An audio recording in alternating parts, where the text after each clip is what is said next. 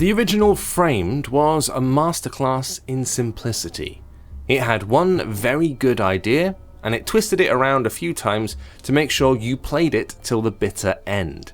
Part puzzler, part narrative adventure, it was a fresh and intriguing take on both genres that deserved every accolade it was given. And now, it's time for the almost inevitable sequel. Framed 2 certainly has an impressive foundation to build on, but it's also burdened by the weight of expectation. And in the end, it doesn't quite hold itself as tall as the original. If you played the first Framed, you know what to expect.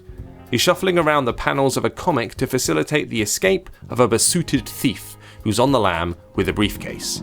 A simple example might involve switching a couple of panels, so instead of running straight into a guard, you take a detour and sneak behind him instead.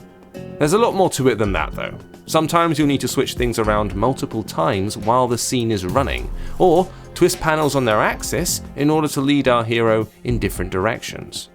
Everything is as expertly put together as it was in the first game, if not more so.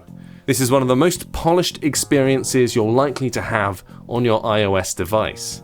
But some of the old problems are still front and center. There's a distinct feeling of trial and error in some of the more difficult puzzles, and you'll often end up running through a scenario multiple times before you manage to hit upon the solution.